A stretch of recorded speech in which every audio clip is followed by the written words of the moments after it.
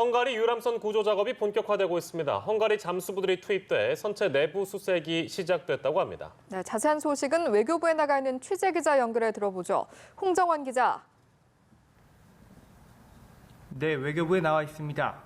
외교부 관계자에 따르면 헝가리 대테러청 잠수부들이 투입돼 사고 선박 내부 수색 작업을 진행 중입니다. 선체 내부 수색 작업이 정확히 언제 시작됐는지, 잠수부들이 선체 내부로 진입했는지는 아직 확인되지 않았습니다. 우리 해군과 해경, 해남 구조 인력도 부다페스트 도착 즉시 수색 작업에 합류할 것으로 보입니다. 외교부는 헝가리에서 구조 작업이 속도를 내고 있다며 현지의 기상 조건도 많이 개선됐다고 전했습니다. 사고 지점 주변에서는 헬기와 군함, 수중 레이더 등이 동원돼 집중 수색이 이루어지고 있습니다.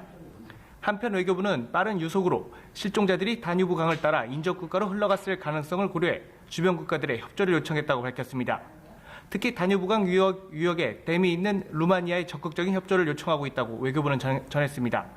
세르비아에서는 경험이 많은 잠수부 14명에서 15명이 투입돼 강바닥과 강둑까지 수색하고 있는 것으로 알려졌습니다.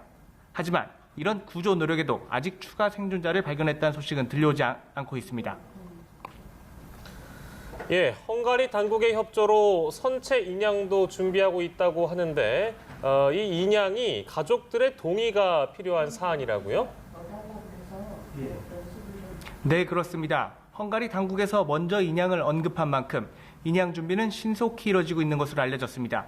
현재 사고 선박은 수심 3m 정도의 침몰해 있는 것으로 파악되는데 유람선이 크지 않아 크레인을 동원하면 기술적으로도 큰 어려움은 없을 것이라는 게 외교부의 설명입니다.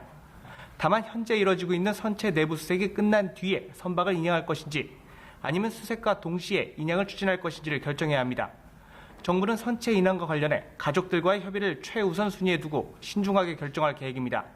가족들이 늦어도 내일쯤이면 모두 현지에 도착할 것으로 예상되는 만큼 관련 논의도 속도를 낼 것으로 보입니다. 사망자 신원이 일부 확인이 됐다고 하죠. 구조된 7명의 건강 상태는 어떻습니까? 네, 사망자 7명 가운데 2명의 신원이 확인됐습니다. 50대 여성 김모 씨와 이모 씨 이 2명인데요. 이들과 달리 나머지 5명의 사망자는 신분증을 소지하지 않은 채 발견돼 신원 확인에 어려움을 겪고 있는 것으로 전해졌습니다. 이 때문에 정부는 사망자 5명의 지문을 확인하기 위해 경찰청의 지문 감식반을 추가로 현장에 파견할 계획입니다. 병원으로 옮겨진 생존자들은 대부분 퇴원했는데요. 다만 1명이 사고 당시 충격으로 골절상을 입어 치료가 더 필요한 상태인 것으로 전해졌습니다. 네, 사고 원인에 대해서 조사를 하고 있을 텐데요. 이 상황도 좀 궁금해서요. 우리 정부는 현재 어떤 노력을 기울이고 있습니까? 네, 헝가리 경찰은 유람선과 충돌한 크루즈 선박 선장을 체포해 조사를 진행하고 있습니다. 우리 정부도 신속 대응반 인력을 47명으로 증원하는 등 적극적인 대응에 나섰습니다.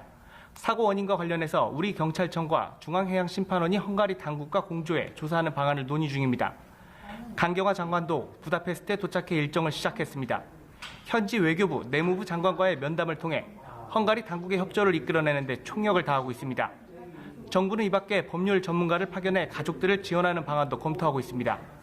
지금까지 외교부에서 연합뉴스TV 홍정원입니다.